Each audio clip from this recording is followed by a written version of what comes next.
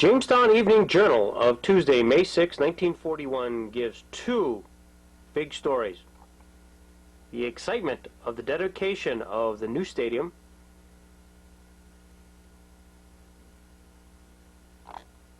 and the ever-present war which is occurring over in Europe, which to date America has been able to keep out of. The headlines are interspersed between baseball and German and Nazi invasion. Such were the winds of war which were circulating in early 1941. Jamestown entered professional baseball in the new era in 1939. They played in Celeron and had an awful season. After the season, the Pirates left and went to Lockport. Jamestown was without a team. Midway through 1940, Harry Bisgeier, owner of the Niagara Falls team, agreed to transfer to Jamestown and finish the season in Allen Park. And the reason he came was because of the promise of the construction of a new stadium. Hence the excitement in 1941. The two principal architects was Ernie Kessler, chairman of the Citizens Committee, and Judge Allen Barger, head of the Citizens Stadium Committee. Excitement ran wild in Jamestown. Noted equestrian and horse trainer Theo Gainey had her early training in Jamestown baseball. She tells the story of her grandfather's early involvement. Bought that land from the Curtis farm, which now is where the college is. Tell me about that. And gave that to the city. Your grandfather's name was? Herbert Aiken. Herbert Everett Aiken. He's the one, H.E. Babcock from Ithaca, started what was GLF, is now gone down to Agway. Very acreage, and I'll tell you, he was always, I never found that out until later years, and that he had bought that land and given it to the city. And that ultimately is where the stadium is. That's where the stadium is today. To get money from people for solicited for the stadium being built. I took my, no, it must have been a horse, and I collected the first $50 in our neighborhood Every day. on a horse. How'd you do that? Did you just? Well, my grandfather told me I better, I imagine. You know, he was, he said, go out and see if you anything in. And I did get donations of $50. You were riding the horse through the neighborhood, eh? Yeah, riding a horse through the neighborhood. He did some interviews. I went to some ball games down there, and it was just like I've never left. You walk into that stadium, and you know that stadium looks just exactly as it did. When was that stadium built? 41. 41. Yeah. It was good it was built that year, wasn't it? Because following year, they wouldn't have put up the money for it because of the war. That's probably right. They couldn't have gotten bricks for it. All the bricklayers would be off training someplace. But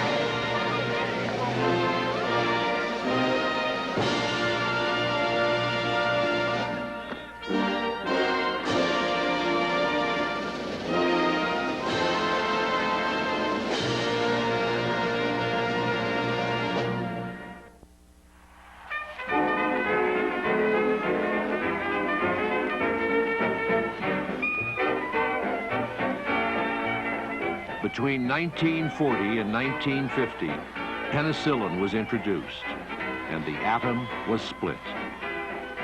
Orson Welles made his masterpiece, Citizen Kane. Rodgers and Hammerstein's Oklahoma opened on Broadway.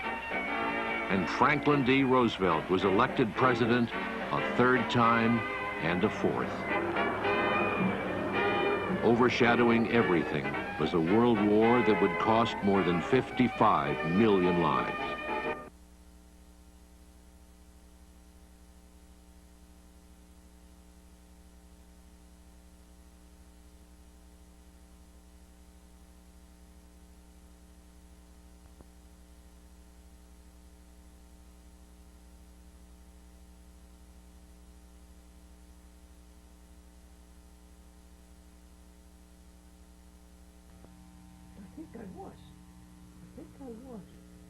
Was there a lot of No, if I festivities? missed, no, I don't. I want to say for sure because I forget.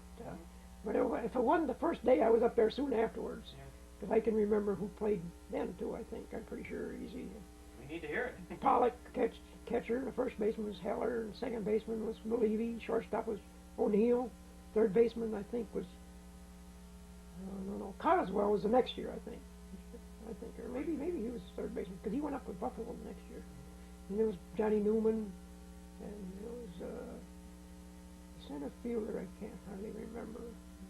I know Lurchin played the next year. He was real good. I always liked him. And there was Rapp. He looked like Andy Gump. A good pitcher, a good hitter. The Jamestown Evening Journal heralds the Pony League champion Jamestown Falcons underneath a headline which states, Jap peace overtures fail. Hence were the times in 1941. The 1941 season marked the advent of two of the Pony League's most widely known men. Manager Greg Malevy, who brought the Falcons their first pennant in organized baseball, and John Newman, who came to Jamestown from Niagara Falls in 1940, and in 1941 was the batting champion with a .358 average, hit 30 home runs to then set a league record. He won the pennant and just narrowly losing the Governor's Cup championship. Harry Bisgeier and the 1941 Falcons look forward with a great deal of excitement towards 1942. They had attendance of 121,000 people in 1941, which set all-time records in the minor leagues. There's a great deal of baseball fever in Jamestown. The very thought of you, and I forget to do the little ordinary things that everyone ought to do. I'm living in a kind of daydream. I'm happy as a king, and foolish though it may seem, to me that's everything, the mere idea of you, the love. December 7th, 1941, a date which will live in infamy. The United States of America was suddenly and deliberately attacked by naval and air forces of the Empire of Japan. The facts of yesterday and today speak for themselves. With confidence in our armed forces, with the unbounding determination of our people, we will gain the inevitable triumph, so help us God.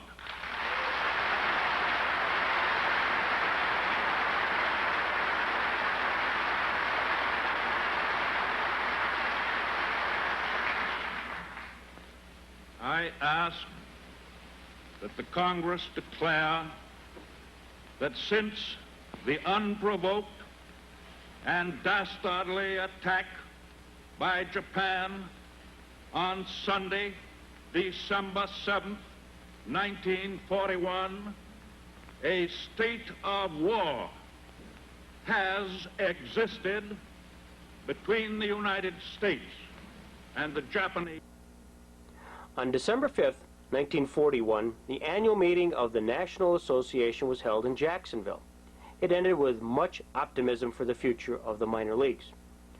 2 days later, the Japanese attacked Pearl Harbor. For the next 4 years, minor league baseball would struggle to stay alive.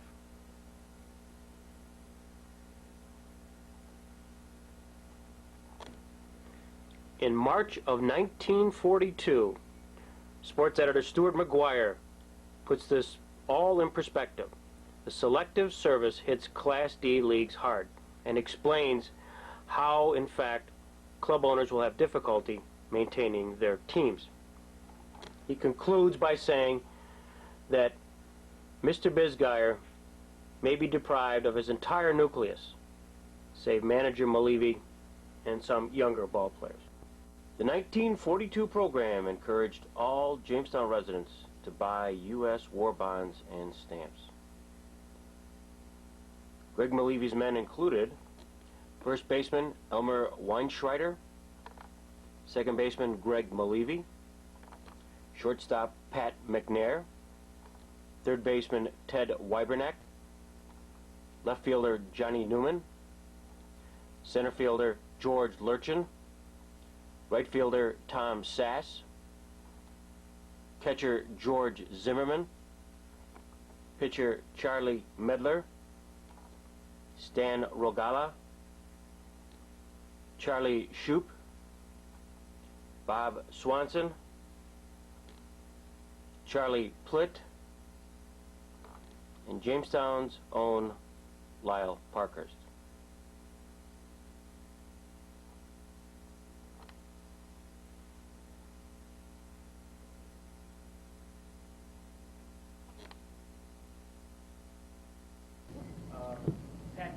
Pat Gallagher, a little short guy. Tell me about Pat Gallagher. Little mustache. I don't think he had a tooth in his head, did he? God, he used to be back there by that ticker tape, you know. And one thing that amazed me about that ticker tape, Lyle, and you may remember, I didn't believe this was true, but they tell me some guys had an ear for that tape that, by God, they knew what was coming over that tape when it came out. Yeah. But Pat used to post all the scores down there. I don't know whatever happened to him, but he always amused me. You know, he was funny, sort of like Ikey Carmen was around the humidor, you know. Oh, Pat's up there keeping score on the board. He, you know, gets it off the tape. So, I don't know what team it was, but they scored 11 runs in 1 inning. So one of these wise guys says, Pat, how can that be? How many ball players on a team? Pat says, 9. He says, how the hell can they score 11 runs? So he erased it and put it 9.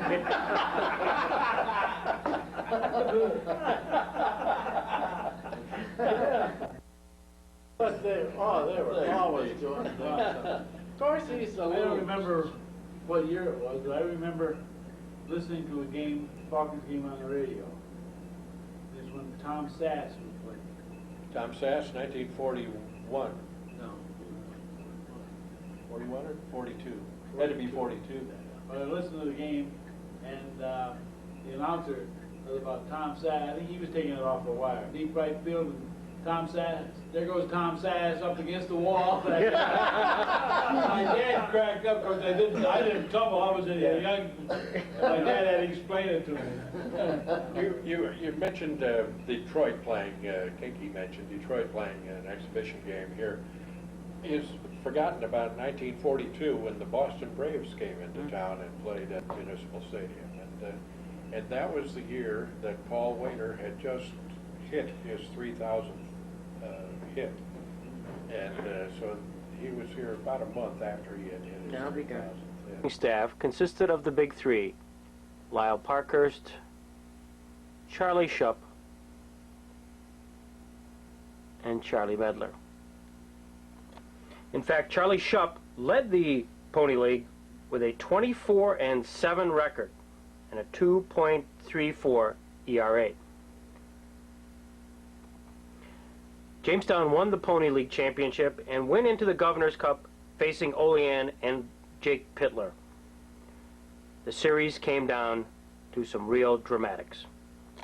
Prior to the 6th game in Olean, catcher George Zimmerman turned to his wife and said, "You know, dear, I have one great wish.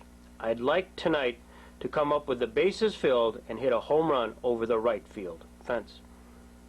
Mrs. Zimmerman looked dotingly into George's eyes and said, "I just know you will, dear. God bless you and help you to do it." And sure enough, as if prophetic, that night in Olean, with Jamestown losing by the score of 8-3 going into the top of the ninth, what happens but a 7-run top of the ninth culminated by George Zimmerman's grand slam, which resulted in Jamestown beating Olean 10-9 and receiving its first Pony League championship. Euphoria swept the city. The Jamestown fans had come to the tune of 143,000 people during 1942, an all-time record. There was a great deal of excitement and enthusiasm. However, Wade Forsythe, a sports writer for the Post-Journal, put it into perspective. As euphoria was sweeping the city, war clouds were blacker than ever, and every baseball fan in the land was filled with doubt concerning the fate of the national game come another season. As the season ended, so did the careers of some of the Falcon greats of the early 40s. Many of Jamestown fans' baseball idols were to see service in the United States Army and Navy, including its owner, Harry Bisgeier, who was called to the Army in late fall of 1942. Mr. Bisgeier had a sincere desire to keep the team in Jamestown, so he arranged to have the Jamestown franchise declared inactive, then worked out an agreement with the St. Louis Cardinals to operate their franchise in Jamestown. As would have it, the Hamilton Club was closed down indefinitely due to the war. So Sam Breeden of the Cardinals agreed to the arrangement, and in 1943 was to see the St. Louis Cardinals franchise here. Elmer Weinschreider, after the season, went back to Cleveland and worked at a turret lathe in a Cleveland war production plant. He was quoted as saying, "I want to make it hot for the Axis." These were uncertain times in the minor leagues, especially in Jamestown, as the likes of Johnny Pollock went into the U.S. Army, Dwayne Schaefer worked in local factory and war production, Swat Erickson was in the Army, and so on and so forth. Even Jamestown's premier ball player, Johnny Newman, who led the league for the second year in a row in batting, was drafted by the Chicago Draft Board. Johnny Newman said, "Baseball has been good to me. I have had the breaks in baseball. I have received much more than a living from the game. I'm ready and anxious to serve my Uncle Sam wherever I am needed most." What's the password? Texas. Keep them covered. They may be German. Any line on these woods, Major? I didn't hear the countersign. Oh, Liga. Texas Liga. Will this road take us to third bat headquarters? Straight ahead. Get going. Just a minute. What is a Texas Liga, Major? How's that? I said, what's a Texas Liga? It's some kind of baseball term. What kind? A safe hit just over the head of the infielder. Nobody asked you. How'd the Dodgers make out this year? Hey, who's your commanding officer, soldier? Whoever he is, he knows how the Dodgers made out. Let's see your dog tags. What? Come on, we're not taking any chances. Sprechen Sie Deutsch? Hey, what is this? Was ist dein Name? What kind of nonsense? Schnell, Name, sprechen Sie. Drop those rifles. You. Who's the dragon lady? She's interring the pirates. What's a hot The rod? hopped up jalopy. Hello, Joe. What do you know? Just got back from a vaudeville show. I guess they're okay. Thank you, Sergeant. A PFC, Major. Praying for civilian. That's why I believe in being careful. And may I suggest, sir, that you study up on baseball?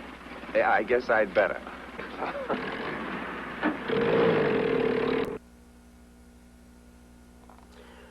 The 1943 scorecard saluted those former Jamestown Falcon ball players who were in the armed forces, and it was many. It now started to hit home. The 1943 team, managed by Jack Sanford, managed to make the playoffs. However, the effect of the war was seen not only personally but in the stands as well. They drew 67,738 patrons, a dramatic drop from the 143,000 just the year before. But one of the main stories was a pitcher named Bob Vetter. Mid-June of 1943, Bob Vetter went into Batavia, slated to pitch. He'd had only modest success to date. When the team came in to Batavia, they did not have a catcher. Their starting catcher had received an injury. So the word was passed around to the 17-year-old Vetter that the stadium electrician, an Olean resident, had been a decent catcher a few years back. There were a few options, since there was no catcher. Vetter took the signs from this handyman catcher who put on a Falcons uniform, and when he looked up to the scoreboard at the end of the game, there were 12 zeros next to the name Batavia, signifying that Bob Vetter had thrown the first Jamestown no-hitter in Pony League history. Vetter later recalled, "I took every sign he offered without shaking him off once." Vetter went on to have a record of 7-4 before he enlisted in the Army. Following stateside training, Bob Vetter, a Buffalo native, left for England on May 12, 1944. Another crowd favorite was Ernie Solid Folks Rovatic. Ernie was one of the star hitters on the team that year, and in fact he was only one of a fortunate 3 to begin and end the season in the Falcons, as there was so much change in personnel due to the draft. Ernie led the league in hitting for much of the season until a slump near the end of the summer dropped him into second in the league. When the season ended, the St. Louis Cardinal scouts and upper management called Ernie Rovatic one of the greatest prospects they had ever seen and scheduled him to report to their Pacific Coast League club, a short step to the majors. Ernie came back to Jamestown 1 month before being sent overseas in June of 1944. While in town, he signed his autograph and was quoted as saying in the newspaper, "If I come out of this thing all right, and if I go on to make the majors, I'm going to make Jamestown my home. When I am done with baseball, I like this town, and I like the spirit of the people, not only the baseball fans, but others whom I have met here." So that's why I wasn't around while it was being constructed. But when it come to driving the horse, see, Daddy Burt was on the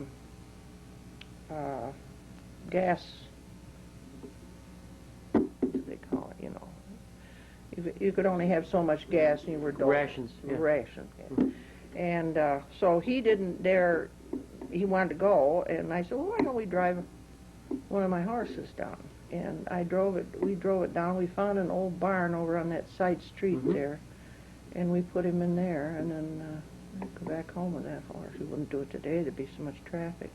Now, how did it work? You had a horse?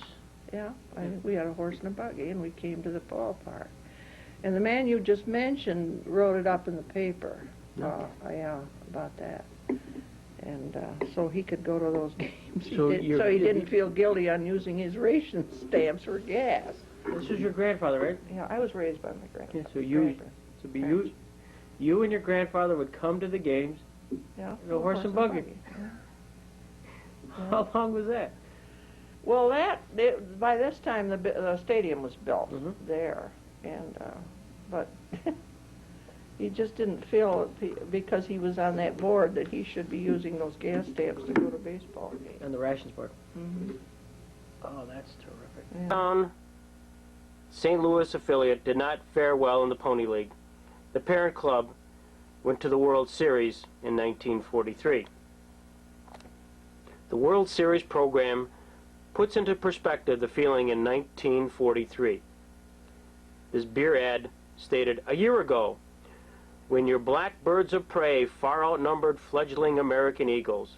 A year ago, when everything for you was going according to Hoyle and Mein Kampf, a dauntless red bird chirped a prophecy in your overconfident ear. That prophecy, born of fighting faith, warned your lead isn't big enough either."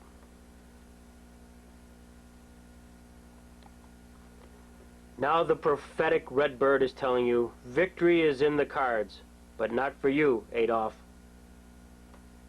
Whether on ball fields or battlefields, that American fighting spirit wins out. Keep watching, Herr Hitler. You'll see it in the cards. The 44 program continued to encourage all citizens to buy war bonds and stamps. They also encouraged fan support. A toast to the 44 Falcons. The Falcons were tops in 42. A new stadium, no war, and Malevy true. In 43, it wasn't too hot. Poor Jack Sanford was sure on the spot. Let's all get behind Carnegie once more and go pennant hunting in 44. Thanks, George and Al. Or saw Harry Bisgeier return from his Army tenure due to the 38-year rule to reclaim his lease at Municipal Stadium from the St. Louis Cardinals. The team was managed by Buffalo Bison's great Ali Carnegie and was spearheaded by pitcher Lyle Parkhurst. Lyle had a fabulous 1944 season, and we'll be learning more about that shortly. He has recollections of a 16-year-old player who joined the team, known as Nellie Fox. Fox was signed from Connie Mack's Philadelphia farm team, and Harry Bisgeier at the time said, "This kid will go to the majors someday because he will just naturally fight his way up there." Opportunity to play with what probably we hope will be and should be the first Hall of Famer out of the Jamestown Falcons and out of the P.O.N.Y League, or out of Jamestown Falcons, Nellie Fox. Oh, yeah. What does that mean to you, Nellie Well, Fox? that, to this day, I don't understand where these people would come up with their statistics about him not being in the Hall of Fame. Because to me, if there's anybody should be there, Nellie should be there. Well, how about playing in the minor leagues with him? Did you realize then that he was... Oh, yeah, because Nellie, he was quick on his feet, and he had a good pair of hands, and he was learning the game of baseball at the time, and he played every position but pitch. Every position but pitch and catch. He was in the outfield. I love him in the outfield. But I'd throw pitches in there that I'd make mistakes on, and I knew that if he was in center field, he'd track the darn thing down. And he did. And but he good ball player, good heady ball player, team ball player. Could he hit? Oh yeah, he's one of those punch hitters, you know. And if he needed to hit him in the hole someplace, he'd hit it in the hole someplace. Give himself up so that he could hit it in the hole.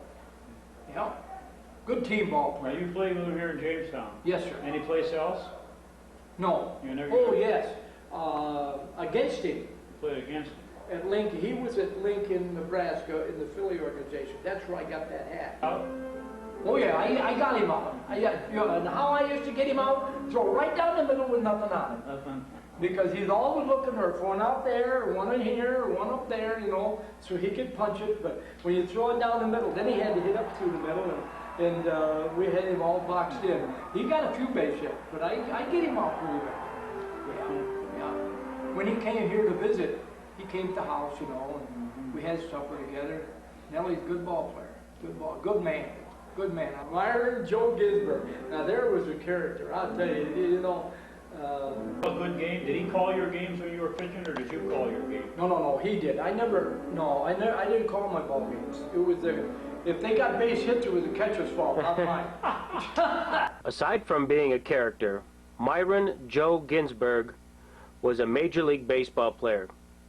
He played for more than 12 years and has some awful fond recollections of Nellie Fox. Most of us, as I said, were really the younger group of players that were signed by the Tigers.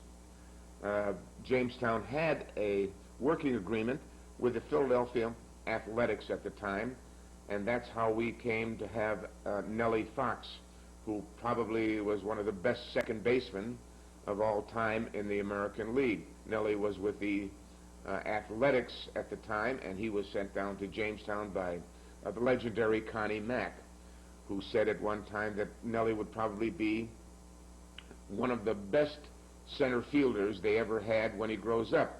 But Nellie, as you know, never got to be more than 5'7" or 8", and did wind up at second base being one of the best second basemen in the American League. Residents of Jamestown woke up to the news that the invasion had commenced.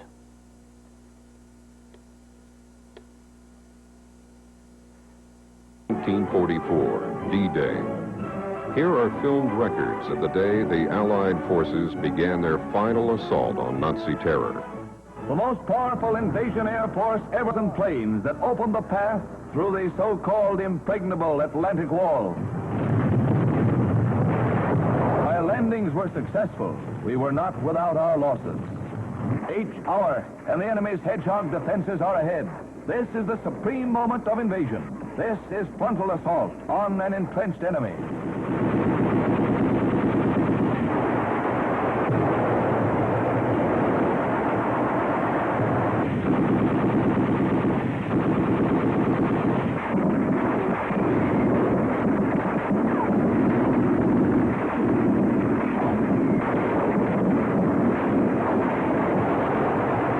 Heroic medical corpsmen remove wounded for return to England.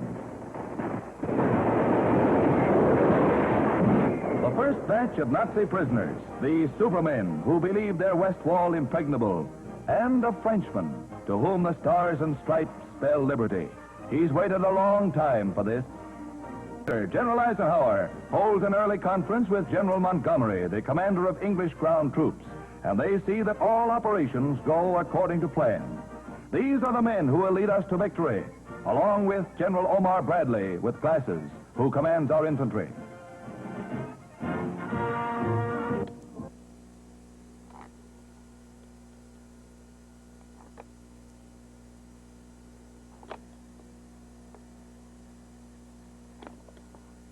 These were trying times in Jamestown, New York. Mothers, wives, children all prayed for the success of the invasion. And interspersed among all the articles dealing with D-Day was the Jamestown Falcons ball game scheduled that evening against the Bradford Blue Wings. Prayers would be offered at the game. The game would continue as Harry Bisgeier got approval from both Brooklyn and Buffalo to have the game.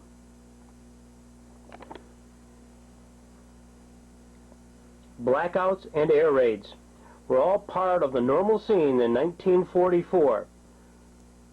The scorecard even gave some instructions.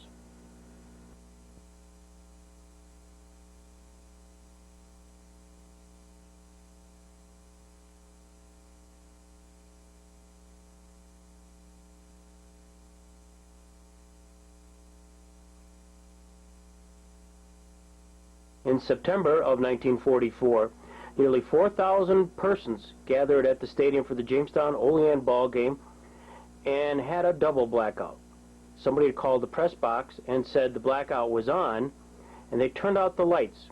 And the lights remained out for 14 minutes before it was discovered that only the alert signal had been received. The lights were then turned on, but in a few minutes the whistle signal was given and they were turned off again, this time for half an hour. such was the environment. With the bittersweet news of D-Day, which resulted in the excitement of the invasion starting, but also the news of disasters and personal losses, came the word regarding Bob Vetter. You remember, he's the one who authored the first no-hitter in Jamestown professional baseball. Bob entered the service shortly after the 1943 season. He left for England on May 12, 1944. He then describes it as follows. We went across into Germany a few days after the Normandy beachhead and landed at a place called Omaha Beach. We were supposed to move into St. Lo, screened by a roving barrage. Everything goes wrong after this. I guess that's the way it was at St. Lo. Bob Vetter described what occurred as my whole face was paralyzed, but I sensed being hit several times. Shells were nicking the trees, and it was fascinating to lie there on your shoulder blades and watch them. A burst would come over, sending down a little cascade of clipped leaves and wood splinters. Vetter had come to this point days after D-Day through Omaha Beach and stepped into a German slaughter pen. Only Vetter and 2 others survived, fortunate to have been discovered by a Red Cross worker and transported to a temporary hospital in a nearby hedge grove.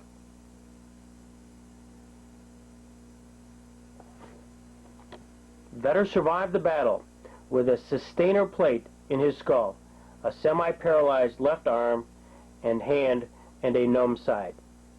Vetter was to receive the honorable discharge on November 18, 1944. This would not be the last of Bob Vetter and the 1944 team ended up winning the Pony League championship by beating Lockport 4-0. Along the way, Nellie Fox would bat a .304, one of the top hitters in the league. But the real story of 1944 belonged to Lyle Parkhurst. Lyle Parkhurst ended the 1944 season with 20 wins and 10 losses and an ERA of 2.37. But that fact alone did not capture the attention of the sporting news in 1944. Let's hear the story. Yeah, that was right at the tail end of the season. They were trying to get in the playoffs. What year? 44. 44. Who was the manager? Bucky Harris. No. It wasn't Bucky Harris. It was... Ollie? Is it Ollie Carnegie? No. 44? Carnegie was our manager. Okay, I see. Carnegie was our manager here. We played them here 2 ball games at the end of the season, Labor Day. And I had 18 wins at the time, 18-10. And it was my turn to pitch the next to last day. And so I did. And I shut them out. And that made 19. And I was good enough to be ahead of the hitters enough time, so I didn't work that much. I didn't throw too many, you know. And so the next day, I asked Ollie, I said, hey, Ollie, you know, I said, that 20th win would look great. I said, you know, I said, I didn't work too hard yesterday. He said, how about letting me work today? Well, he didn't know. He had talked with this guy, you know. And so he come back and he said, yeah. He said, go ahead and do it if you want. I said, but he said, if you get in trouble, he said, I'm going to get you out there. 6th inning it rained. We're ahead of 2-0. I got the 20th win, and they lost their ball game, and they lost their playoff spot too. That's the big thing over there. That's why it was fun. Yes, it was. I enjoyed that. The city of Jamestown was presented its 2nd Governor's Cup by manager Ollie Carnegie. They had won in 1942. Each of the players received $300 extra bonus. As the Pony League season ended, all eyes were focused in on the World Series. It was the only time in which the St. Louis Cardinals would play the St. Louis Browns. The World Series program, once again by the same beer ad, gave a little reminder of what was going on in the World War. 2 down, last batter up. We taught them baseball, now let's teach them a lesson they'll never forget. It's getting around to that fateful inning when our first-string fighters are going to demonstrate what is meant by putting them out at home plate. The cheering section in the bleachers and grandstand plays an important part in team morale. Today, every one of us, the crowd back home, can play a vital part in fighting the morale of our team over there. Here's something all of us can do to put out the last batter up. Contribute to the war chest, buy extra bonds and stamps, be a regular blood donor, save every scrap of waste paper, write letters to the boys, and conserve food and fuel. Harry Bisgeier was preparing during the off-season of 1944 and 1945 towards the new year. Memories flash back to one of baseball's favorites in 1943, Ernie Rovatic, when word came in the February 14, 1945 Post-Journal. Private Ernie Solid Folks Rovatic, idol of the Jamestown Pony League baseball fans 2 seasons ago, gave his life to his country on a battlefield in Germany, January 14th. He was the first player to wear a Falcons uniform to be killed in action. When called to the service, Rovatic was considered a top prospect and was due to report to the Pacific Coast League Sacramento club.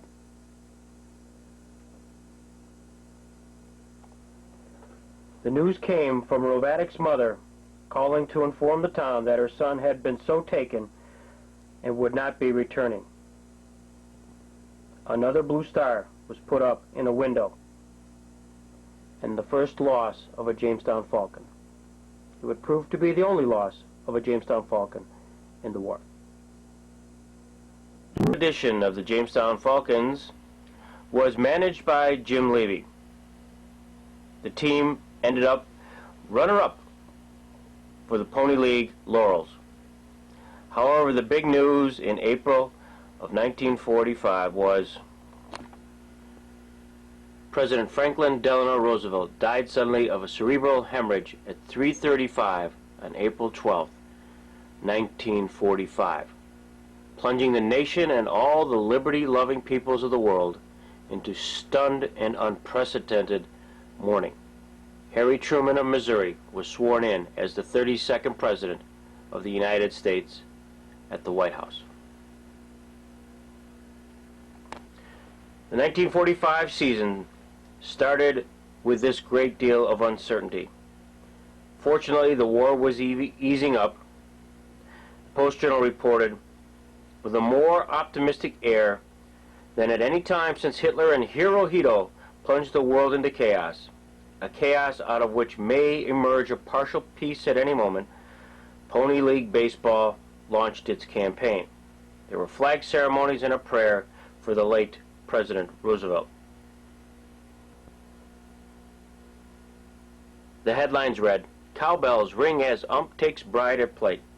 History was made at Jamestown Municipal Stadium when, for the first time in the annals of baseball, an umpire was married at home plate, while a throng of nearly 3,000 enthusiastic spectators, departing far from the customary wedding decorum, jangled cowbells, applauded, cheered, and whistled from the grandstands and bleachers. A program of wedding music was played. "Yours is my heart alone."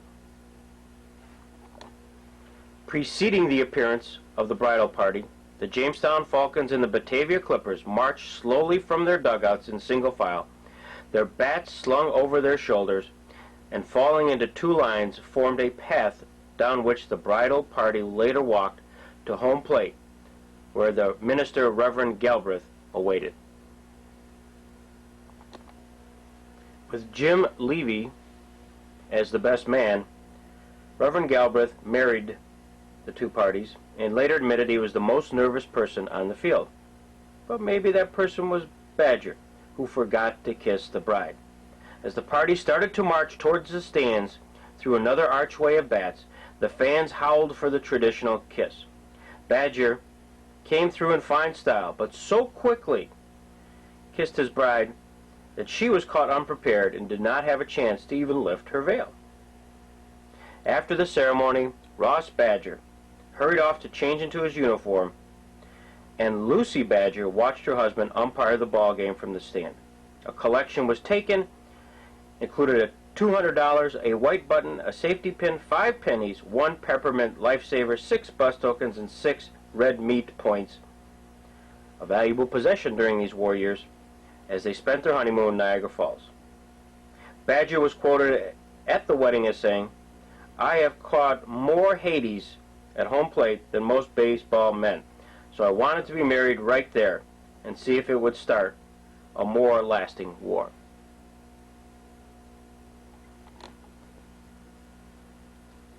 Shortly thereafter, Frank Hyde reported a new pitcher had arrived on the scene. His name, Bob Vetter.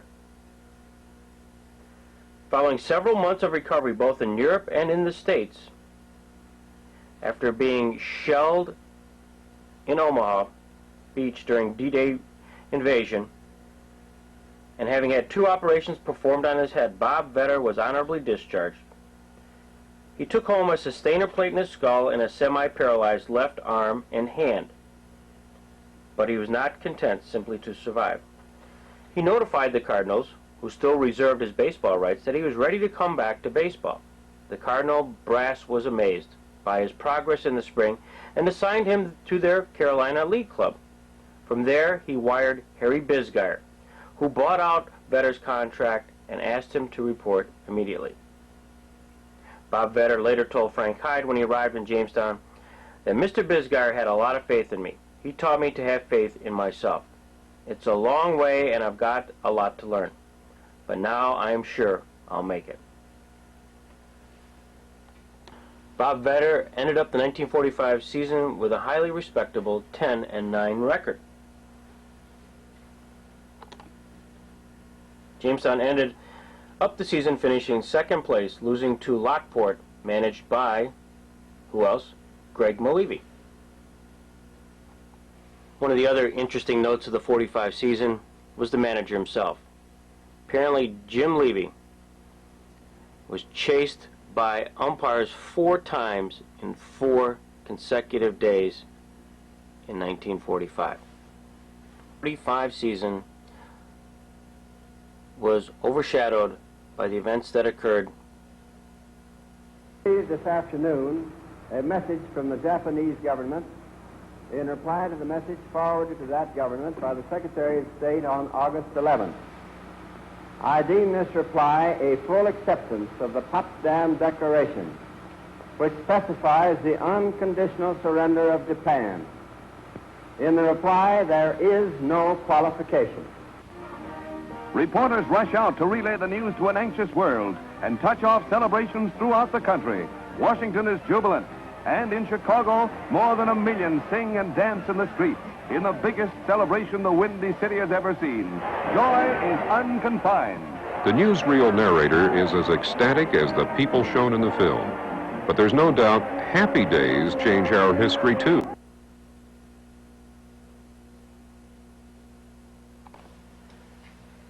The news was met in Jamestown with a great deal of glee and relief. However, with a great deal of remorse, remembering all those folks in the Jamestown area who had given their lives in service to our country.